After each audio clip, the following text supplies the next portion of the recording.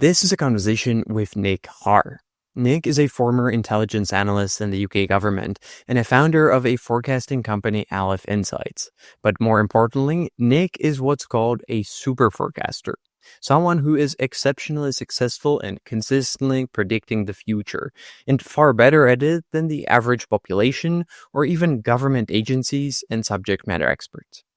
It's not about magic. Instead, it's about mastering the science of forecasting based on filtering out the noise, choosing the correct information to focus on, correctly analyzing historical trends, avoiding biases, and a lot more. And it's used to predict stock market movements, global geopolitical events, or basically anything else. It's a fascinating field, and we explain how it works or why governments and intelligence agencies mostly fail to use these methods and tend to rely more on vibes rather than data. But more importantly, I take Nick's exceptional forecasting skills and actually get him to forecast some of the key geopolitical events of the coming years that will end up shaping the world.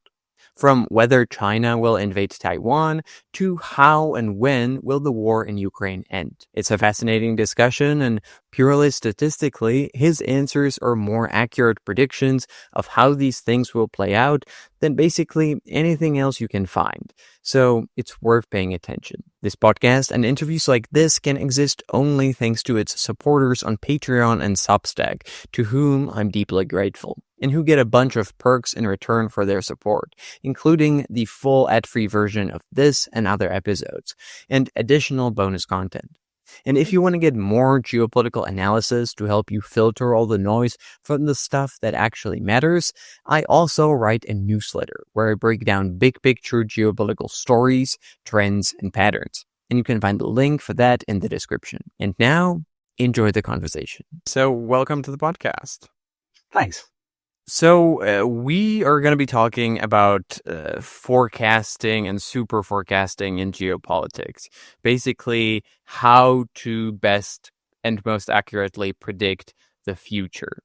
And I'm really excited about it. But before we get there, and I think it would make sense to introduce yourself first as the super forecaster and the expert, and why you are the right person to talk about this, because you do have a background in government intelligence, and you have also you have the title of a super forecaster. So if we can start by explaining, what your background is and what does actually being a super forecaster mean.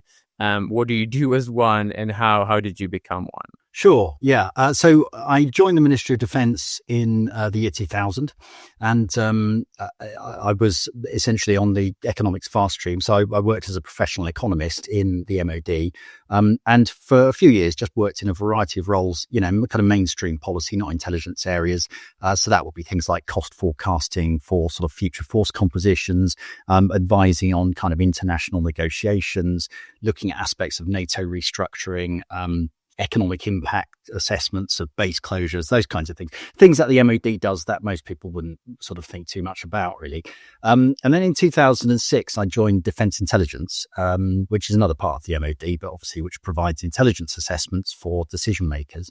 And that was as head of the Defence Economics branch there. And that was really trying to apply kind of economic methods to intelligence questions, mainly to support intelligence assessments that, poll mill analysts were doing. So they were things like, forecasting economic growth and defence spending of adversary countries, looking at international negotiations, perhaps from a bit more of a structured game theory perspective. Kind of interesting projects like trying to forecast opium prices and production in Afghanistan, but conditional on different kinds of counter-narcotics policies. But actually, what I found really interesting there was sort of noticing that intelligence analysts, there was a whole different kind of school, really, of kind of methodology, which eschewed sort of quantitative methods and was really based on sort of, deep expertise. And I sort of took it upon myself to see to try and promote the idea that actually there was a room for, more quantitative approaches.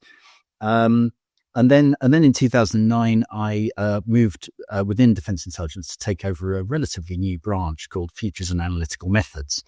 And the aim of that branch was to basically as a sort of internal consultancy on promoting the use of structured analytical methods. And, that ranges from anything from sort of paper and pen brainstorming techniques through to, the use of data and data analytics tools.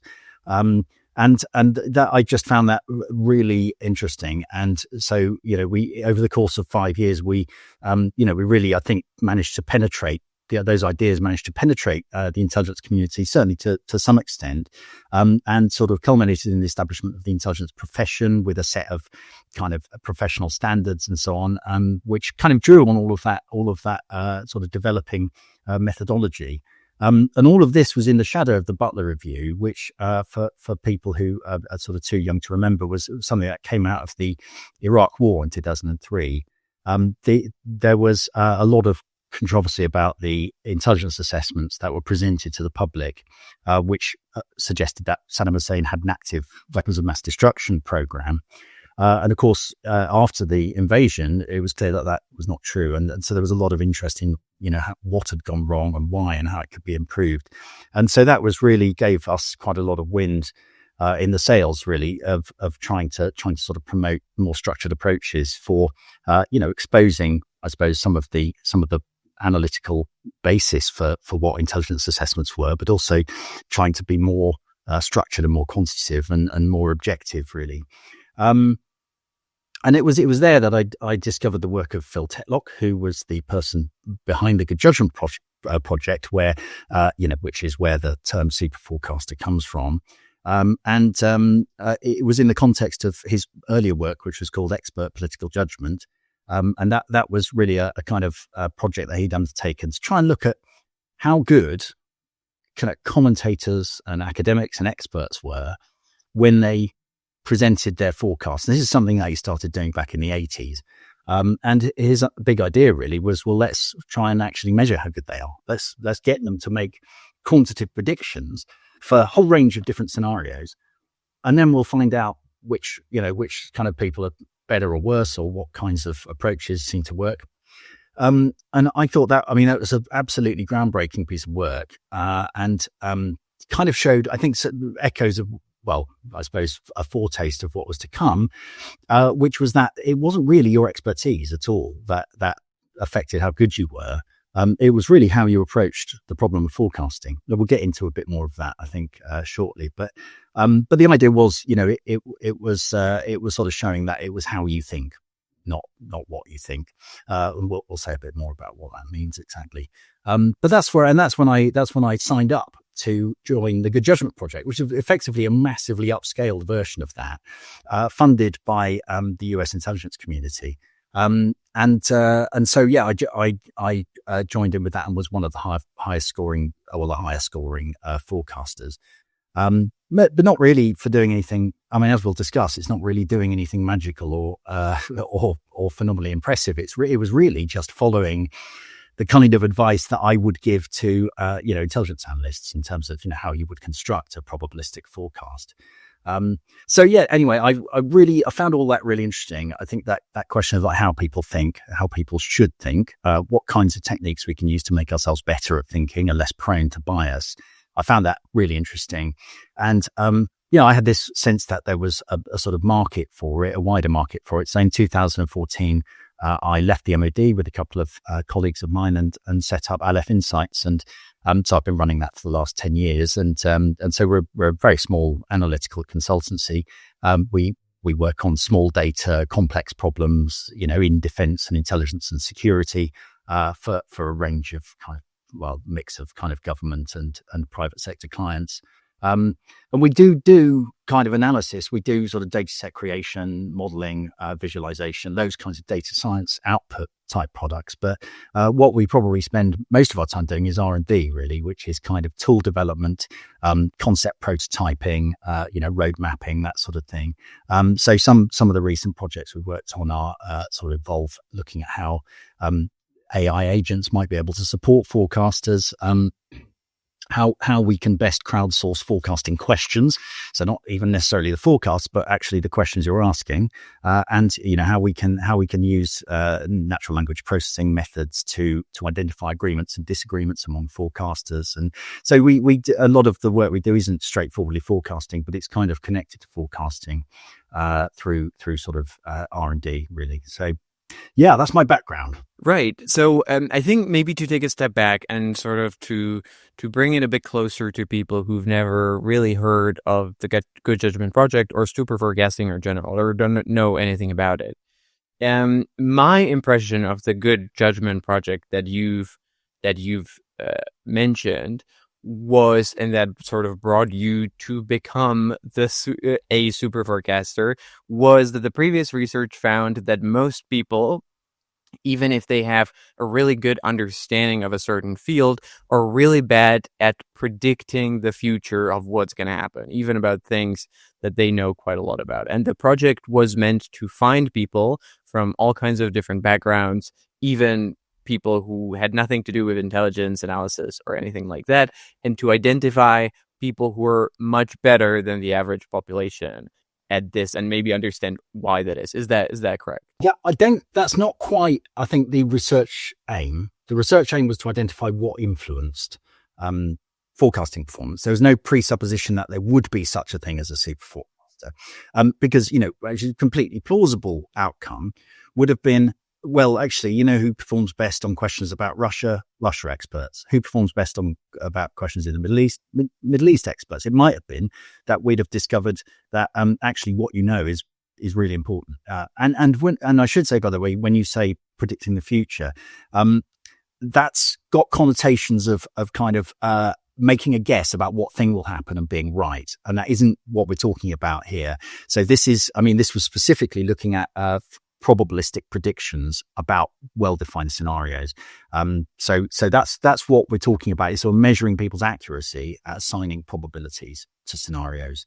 But if I say what the background of the project was and kind of how it worked, I think that's quite important to understanding what the results mean. So as I said, it built on earlier work that Phil Tetlock had done. He was a professor at University of Pennsylvania, and it was funded by the Intelligence Advanced Research Projects activity. They had this project called Aggregative Contingent Estimation, the ACE project. And that had several teams who were all using slightly different approaches to try and work out how you could crowdsource intelligence assessments broadly.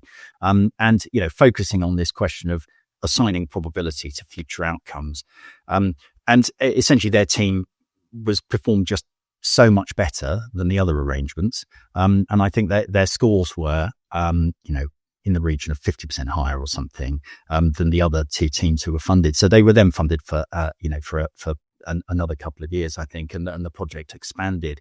So the way that it worked is if you were a participant, I think there were several thousand, and I can't remember the precise number, but there were several thousand, participants drawn from all walks of life, they would pose questions. There were hundreds of these questions, which they called individual forecasting problems, so IFPs. And the question is presented to you as a kind of statement about the future.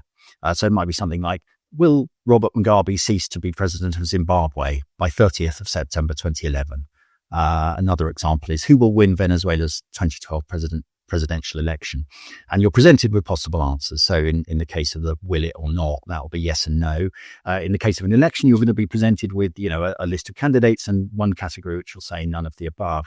And your job as a participant in the Good Judgment Project is to simply assign what you think the correct amount of probability is to those outcomes. So they were all geopolitical type questions. So they're all the kinds of questions that I think your listeners will be interested in, but with the exception that they weren't allowed to do US based questions. So for various reasons, you can imagine. So all the questions were about non-US countries. So the forecasters all, supplied their forecasts, for these, hundreds of questions. You were allowed to update your forecast at any time. So you could, when information came in that changed that forecast, you would go in and update it. And then they tried out various different interventions and setups to sort of test what effect those had. So for some people, they gave them training in probabilistic reasoning. There was they tried out different aggregation algorithms. So you might think, well, the best thing would be just to take an average of, 100 forecasts or something, but it turns out that's not the best approach. The best approach is to use a slightly different algorithm, which is kind of rooted in information theory, really. But it's the essence is, if you've got two people saying 80%, there is likely to be some information making that outcome more likely that they each individually have, but don't both have, if you see what I mean. So the idea is that algorithm tends to sort of push the average higher than where the average would normally be. So they normally called that an extremizing algorithm. But so those demonstrably perform better than straightforward averaging. They tried out different setups with sort of different teams. There were some people who were put in teams and then, they received their team score. Some people just bunged in a big pot with hundreds of other forecasters. And in some arrangements, they had an actual forecasting market, which was based on sort of buying and selling options. I mean, theory that actually produces the same outcome. So instead of providing a probability, you go, oh, that probability is too high. I'm going to sell broadly, but the probability should end up in the right place. And then they did this kind of talent spotting thing where they sort of tried to identify people who were, particularly good and then, look at those people and see how they performed. So they eventually, one of their findings, as I said, it wasn't a given, but one of their findings was that forecasting performance was really persistent. So the correlation between your performance on one year and your performance on the next year was about 0.65. So what that means is, if you want to find a good forecaster this year, best thing is find a good forecaster from last year. And there was really no correlation between topic and your knowledge or your background. Essentially, if you were a good forecaster, you're going to be a good forecaster on anything. And if you're a bad forecaster, vice versa. And I see that as probably, I think that's becoming more and more accepted now. But at the time, I think that's one of the most significant findings was that forecasting performance is not correlated with your knowledge, regardless of what question you're forecasting. It's driven mainly by your approach. Just a quick break here. If you care about geopolitics, and I assume you do since you're listening to this, you might want to consider signing up to get my newsletter, Station Zero. Once every week or two, you'll get a free geopolitical analysis, a story, trend, or pattern of something that's really important, but that most people tend to miss. Like the one where I describe a chaotic oil war that's been going on between the US, Russia, and Saudi Arabia, that you basically never hear about, but that's quietly shaping geopolitics. If you want to sign up, just click the link in the description. And now, back to the conversation. Can we maybe pause on that? Because I think it's a really interesting thing to explain a bit deeper. Because you said that a plausible theory for what the research could have found was that Russia experts are better at predicting forecasts on Russia, which is something that would seem very intuitive, but it actually is not true. So why is that? Okay, so first of all, I think we probably need to drill into what performance means, because it is something quite specific. And I think the findings have been probably, I think to say what this has done is prove that you don't need experts is a perversion of the findings, right? That isn't true. What we mean by performance here is well, specifically they used a scoring system called Brier scoring. And the intuition behind it is that if every time you make a forecast, the more probability you put on the thing that happened, the better the forecaster you probably are. So if you and I are submitting forecasts and you say this is 90% likely to happen, and I say it's 10% likely to happen, and it happens, that is not an absolute clincher. Like I might have been kind of right to say 10%. It might have been really unlikely and still happened. But what it means is you're probably a better forecaster than I am, just given that one data point. And then when you do that over hundreds and hundreds of forecasts, what you find is that the people who are generally putting more probability into the things that happen are going to get higher scores. That's the idea. So that's how we measure the performance of a forecaster. And Brier score is one of a number of rules that are called proper forecasting rules. And what that means is your incentive, if you work out, let's say I believe that the probability, my private probability is 70%. And you think, well, can I game the system here? Can I say, 90% in the hopes of getting a better score? Or actually, would it be better for me to say 50-50? Would that be better? And the point of Brier scoring is actually the optimal strategy is to supply the number that you privately believe. So it's a way of forcing people to reveal their true beliefs. Now, it doesn't mean everyone knows that or follows it, but if you are consistently being overconfident and saying 95% when you meant 85%, or you're being underconfident and you're saying 55%, you're going to do worse than if your beliefs are correct. The best thing you can do is supply what those beliefs truly are. And so the number that comes out of it doesn't have a natural interpretation, like there's no units for it, but it's a number between 0 and 2, and you essentially the lower it is, the better, because the lower it is, the closer you were to the thing that kind of actually happened. So that's what we mean by performance, and so that's a very specific aspect of forecasting. It doesn't measure anything else, and it doesn't measure a lot of the other things that intelligence analysts do, which are to give people a better understanding of mechanisms and systems, to supply insights into why things have happened. It doesn't tell anyone how to create the questions. I mean, that's a really important point, which we can touch on. But, actually knowing what questions you should be asking is something that wasn't tested at all in the Good Judgment Project. So not being as realistic as possible and not going beyond what the findings were. I think what we can say is, if you want a number, if you want to know what is the probability of this thing happening, yes, you should ask someone who's good at forecasting. That's your best bet.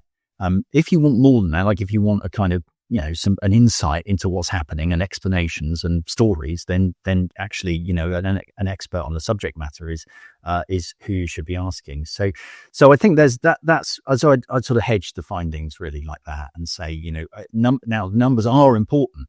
Like optimal decision making ultimately should depend on how likely this thing is. When you're making a decision under uncertainty, there's a big difference between doing something where there's an 80% probability of a negative outcome or versus a 20% probability. So is that people, should be asking for numbers and people should be using them. But I suppose what I'm saying is, they're not the whole story when it comes to decision making and intelligence analysis. So should we, perhaps if I could sort of say, I suppose what some of the key findings were then about what makes a good forecaster, because one of the key outcomes really of the project was to identify some answers to that. And I think the key thing I suppose to take away is it's not none of these things are things that you can't learn. So to some extent, it's probably a bit easier to turn a Russia expert into a good forecaster than the other way around. So I think some of the findings, by the way, if anyone wants to kind of get a good overview of the project, there's a book that came out, I think about 10 years ago called Superforecasting, by Dan Gardner and Phil Tetlock, which is a really fun read if you're in this domain. So as I said, their team sort of outperformed the other teams, and also I haven't seen the quantitative data from this, but it's something that I believe is true. Outperformed CIA analysts with access to top secret information. So that's something to say. Something worth noting is that actually the information you have is dominated by the techniques that you use. So that's very important, because I know intelligence customers often think, oh, well, this has got top secret information in it, it must be reliable. And actually, certainly when it comes to sort of understanding what is likely to happen, that isn't true. So the best of both worlds would be both. So the other things that were important, as I said, training makes a difference. How you aggregate forecasts, that makes a difference. And I suppose another thing that is worth noting, because again, this wasn't a given, is that you can use, forecast, these kinds of quantitative forecasting approaches can work in geopolitical problems, where, sometimes there is maybe a completely unprecedented thing. Will there be a nuclear war between these two countries? Will some entirely new kind of development occur? Will a new technology emerge? These sorts of questions where you might say, well, there's no sample size, or that, there's no kind of data set as such. The kinds of approaches that super forecasters use actually do still work. That on those kinds of, one-off, unique, will a country leave the EU, for example? Prior to Brexit, it never happened. But, actually using super forecasting type approaches, you can put probabilities on, and those probabilities actually are going to be quite reliable. And I think another interesting finding from my point of view, before we get on to, how to do it, was that actually expressing the future in terms of sort of concrete, resolvable questions is really challenging. So this is something that Phil Tetlock called the rigor relevance trade-off, which is that often customers for intelligence analysis will ask questions like, is Russia going to become more conciliatory? Is China going to be more aggressive in its pursuit of this? Are sanctions going to have a significant effect? And it's the kind of question that we understand and it's meaningful, but it's very hard to put a probability on something where the terms in it are actually vague enough to admit of quite a range of interpretations. So, one of the things that they got assistance from the CIA in constructing these questions, and they had to be, they kind of learnt really the art of coming up with a very rigorous question, something where you could, they called it the clairvoyance test, where you would say, well, if I knew everything, like, would I know whether this was true? So, you might say, well, has China become more, less militaristic in the last 10 years? You actually, we might see the same facts and disagree on whether that's true. So that's no good. If you can't say yes, that's happened or not, you can't use it to score someone's forecasting. So so the kind of at the customer end, at the policymaker, decision maker end, they care about these kind of relevant questions, but to do forecasting, you need rigorous questions, which don't really individually probably look terribly relevant to the customers. So there's, there was a kind of various processes you can go through to transform, a kind of, I suppose, quite vague question into a set of meaningful indicators. But to me, that was really interesting because, it's a perennial problem. And, I would see it in intelligence analysis a lot. You would get people who, would be tasked by someone very senior, chief of the defense staff or something, tell me what the big risks are, in with these groups in country X. And because they were sort of institutionally afraid to come back and challenge or ask further, more questions, they would have to make their own interpretation of what big risk mean. And then, of course, they might end up answering completely the wrong question. So I think, practically that was really interesting to me, was to discovering how hard it is to actually say, look, here's a thing where we definitively know whether it's happened or not. So yeah, I think those are some of the sort of wider findings, but I suppose probably the things of most interest would be, well, how do you do it? How do you be a good forecaster? Yeah. And I think maybe because you've sort of mentioned the areas that you need to be good in to be a good forecaster, but if we can get a bit more specific of what is a good way to go about it, or in order to be more successful at it, and maybe we can contrast it. I don't know if you can give specific examples of how not to do it if you want to be successful, and how, in contrast, do it the right way.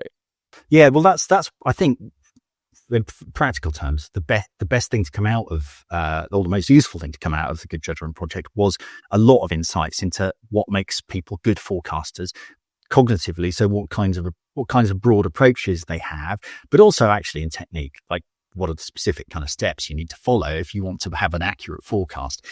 So we can say quite a lot about that, and there's a big data set behind it now. So the first thing I think summarized by Phil Tetlock as how you think is more important than what you think, right? So, good forecasting is mostly technique.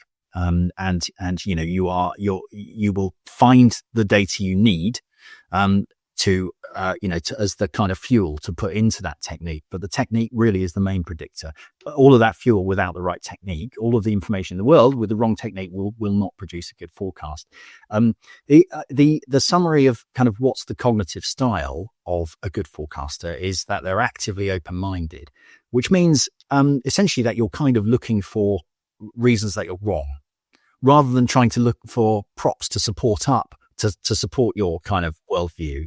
You're treating your beliefs as sort of hypotheses that need to be tested with evidence, rather than as sort of integral to your identity. My role as an intelligence analyst is to be right about things, and I I'm going to make sure that I'm believed, and that I'm going to tell a forceful story because I need to look confident. Those kinds of people are bad forecasters, and good forecasters are like, well, I don't really know. There's 5 different factors in play here. Any of them could be more important than any other.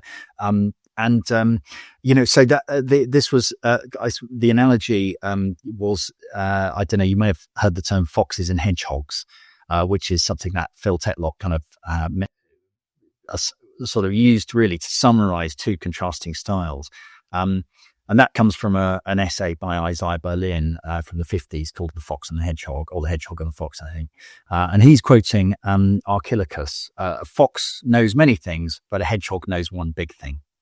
And I think you and I are probably very familiar with people who fall into those camps. Your foxes are the people who perhaps don't have, maybe analytical generalists have sort of, for every argument they've got a counter argument. They don't really necessarily ascribe to any kind of big picture theories. They're probably not ideological. Whereas the hedgehog has the big story. It's all about oil. It's all about the future is all going to be about AI. The future is all about water wars or whatever. And, and that's kind of this lens through which all of their stories about the future are conditioned. And they tend to be driven by narratives, that there's a way of thinking about the future, which is about, well, can I construct a good story, which sounds plausible to me, about what's going to happen? Here's why, or Putin wants this, right? So he's going to do that. And, obviously the US will do that. And those people are fun to listen to, but the evidence is that they're bad at doing forecasts, right? So essentially, if you want to be an accurate forecaster, you want to be a fox and not a hedgehog. In terms of drilling in, I suppose, into more of the actual technique, there's a sort of few steps really, but the summary would be a start at least with the outside view. And so the outside view of a problem it's sort of like trying to look at it from a distance, a bit blurred, without diving into the detail. So the first thing you want to do when you're faced with a forecasting problem is to say, well, what kind of thing is this? If it's about how a conflict is going to evolve, well, it's a conflict. Let's start there, and then maybe, well, it's an interstate conflict. Maybe they're a bit different, or, it's an insurgency. Let's look at insurgencies. Not worry too much about where it is, not worry about the ideologies and the motivations of the people involved for the moment. Just start by saying, what kind of thing is this? And then finding data that describes those things. Let's try and find some actual data about how those things develop, what happens to those things. And that's called the outside view. So you're constructing a reference class and then trying to pull together data. So, if you're any of your listeners with sort of data science background, this is the equivalent of, when you're doing data modeling, you start with 1 or 2 variables and you see what they tell you. And then you add more variables when you need them, so you don't start with a really over specified model with hundreds of variables and interactions. You start with a simple model and you see what you get out of that. You find the things that seem to be important. I think maybe it would be good to put, as we're explaining it, it might be a good idea to explain it on a more specific example so that people can get an idea. So, if we would be, let's say, if we would be talking about the war in Ukraine, the data that you could mention, or the data that you've mentioned could be, for example, casualty rates on both sides. Would that be? Yeah, well, I've got an example. I prepared an example because I thought you might be interested in looking at exactly that. So perhaps I could talk through how I approached this question about, will the Ukraine conflict end, and how. So that question there is obviously something a lot of people are interested in. And I can walk you through the first steps, and then eventually I'll get to a point where I don't know enough about Ukraine, and that at that point, that's where my lack of expertise will stop. But I think, if this is the kind of thing, this is the way that you would begin constructing a forecast. So the first thing, obviously, we need to do, as I mentioned, is to define what we actually mean. So, will the conflict end next year? End can mean a number of things. So, it can mean dropping to some kind of threshold of low intensity. It could mean a ceasefire, it could mean victory for one side or the other. So there's a lot of different potential outcomes which are encompassed by end. And really what are the right ones to forecast is what you care about, like which thing do you actually care about? Time frame is very important as well. Obviously, there's a big difference between the probability of something happening in the next 3 months and the next 5 years. So, trying to specify, well, what time frame do you actually care about? Typically, that'll depend on what the decision is that you're making. But yeah, so we've got those things that we need to define. And so I've sort of, my reframing of this was, will there be 25 or fewer battle deaths in the Russia-Ukraine conflict in 2027? Right. So that's what I take to be, I'm using that. I'm not really going to make any claims about how well that corresponds to someone's notion of will it end, right? So it's really interested in, will the fighting have stopped, essentially, without worrying too much about why, right? I mean, essentially it means that it ended in one way or another. The fighting has stopped. Yeah, exactly. Perhaps we've gone back to a 2021 type scenario. But one way or the other, we're not seeing that high intensity fighting anymore. But the great thing about that is it's nice and measurable. And you might say, well, who's measuring it? Well, actually, there are a lot of data sets for geopolitical forecasting purposes, which are really useful. The one I've used here is the Uppsala Conflict Data Program data set, which is about conflict termination. So this has a lot of, this categorizes conflicts. It has sort of one observation per year. And it's kind of type of conflict, who are the main actors, where is it, when did it start and how does it end? So that's really useful for this kind of question. So I got hold of that. It's got a few thousand conflict years in it. So it's a reasonably good data set.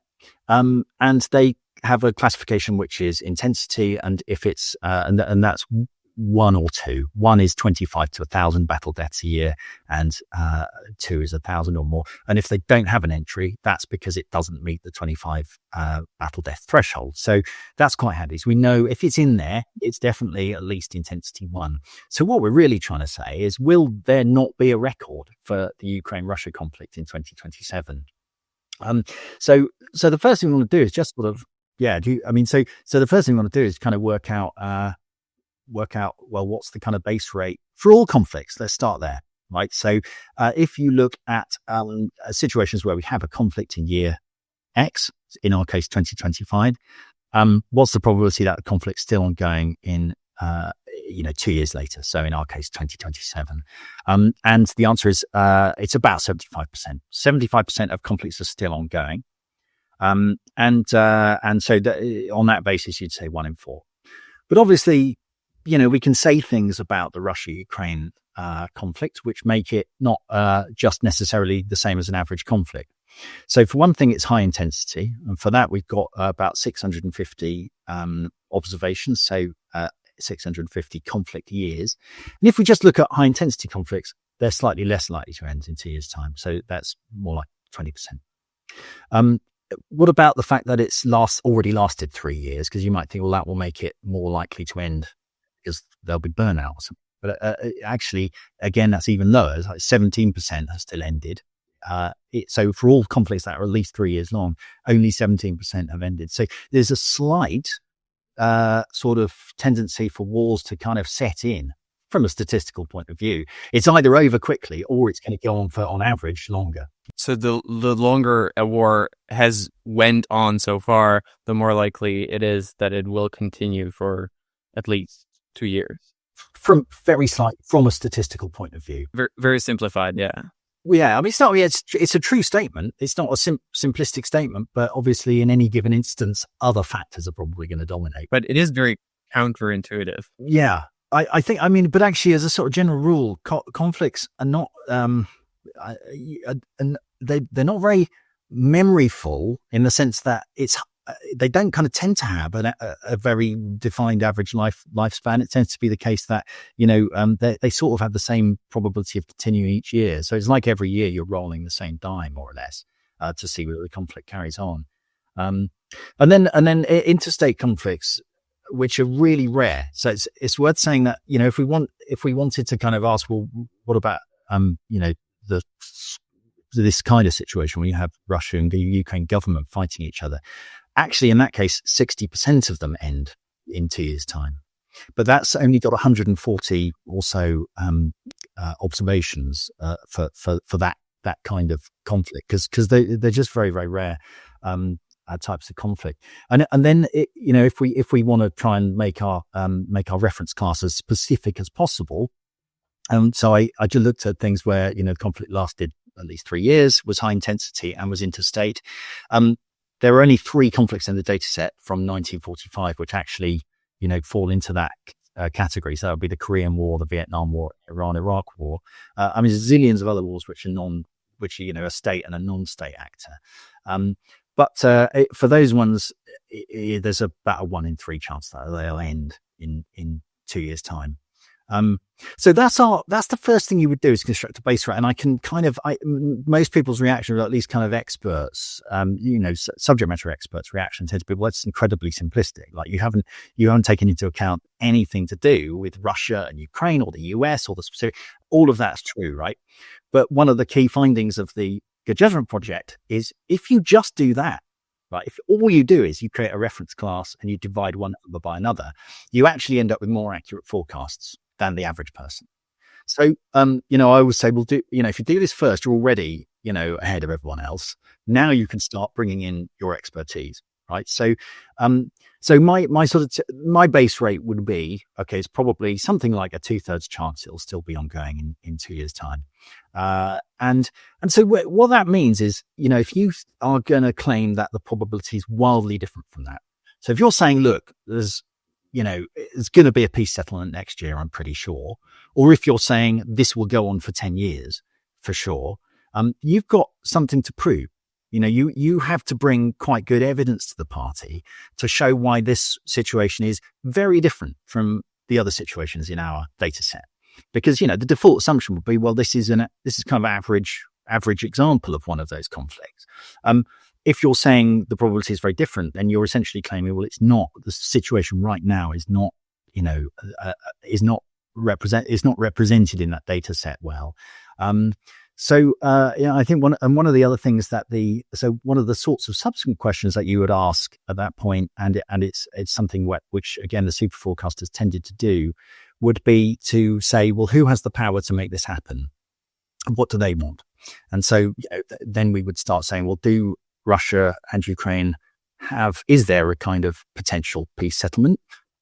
I would tend to feel my non-expert intuition would be, it looks difficult to imagine such a thing. Does the US want it to end?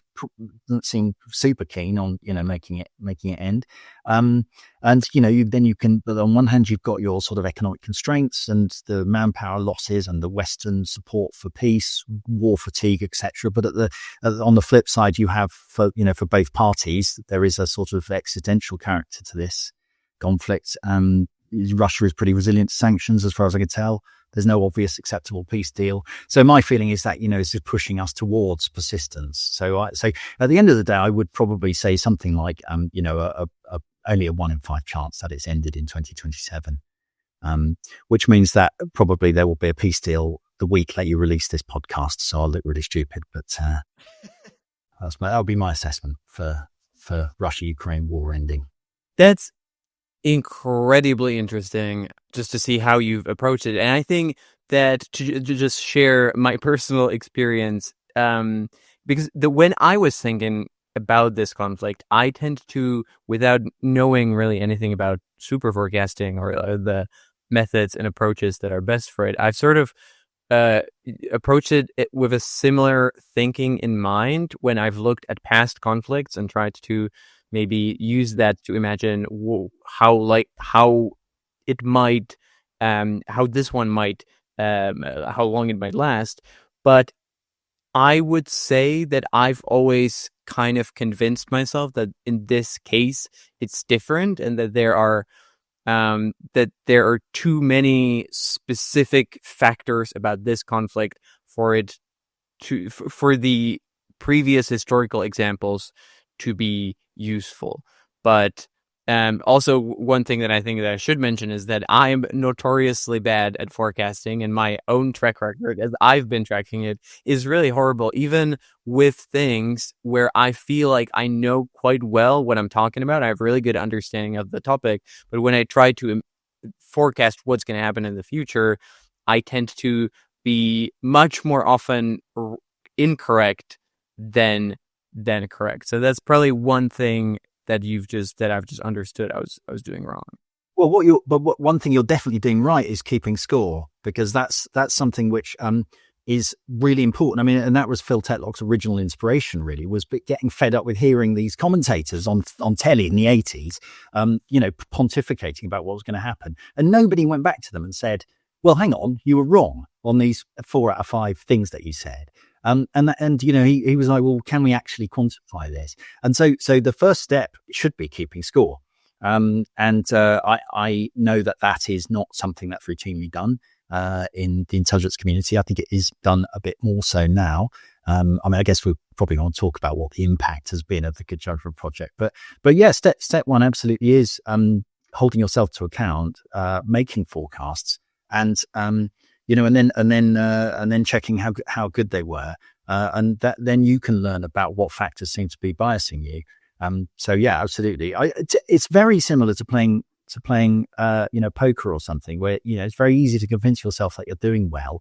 You have to actually write down how well you're doing to discover, oh, actually I'm losing money, or that kind of sense that you're sort of, when you're overriding what you have that feeling of, well, I like you described, it's very easy to talk yourself into thinking, well, this one is different. Here's why it's different. But most things are the same. Most things aren't different, which sounds really trite and banal, but it is worth remembering that most things are, closer to the average than they are far away from the average. The assumption should be, the default assumption should be, well, this is probably an average kind of conflict. I need to really, have some very good evidence, the kind of evidence where you say, okay, in this particular case, let's say, I don't know, if your driving factor is Russian war fatigue or something, you say, well, look, this is really, really going to be a big driver. What you'd have to make sure is, well, was that true in the Korean War? Was that true in the Vietnam War? Was that, these things went on for longer? Vietnam War, you might have said that in the late 60s, and you still had another 7 years, a bit more or less, give or take. So it's sort of trying to ask yourself, is this unusual by comparison to those historical cases that I'm using to construct my base rate. So yeah, I also had a quick look at China invading Taiwan. Thank you for listening to the free part of this interview. The conversation is not over yet, but the next part is only for the paid members on my Patreon or Substack. I try to make the best possible geopolitics content, and I put a lot of effort and time into this podcast. And there's quite a lot of costs that I have to pay that are associated with it. It's the supporters on Patreon that allow me to do all that, and making part of every single interview exclusively available only for them is my way of saying thank you, since without them, it just wouldn't exist. So if you want to listen to the rest of the interview, ask questions to guests who appear on the show, or myself, get bonus content and my own takes on geopolitics, become part of an active community of geopolitics enthusiasts, and most importantly, make the continued existence of this podcast possible, do consider becoming a supporter. It really helps. To join, you can find the link in the description or go to patreon.com/decodinggeopolitics.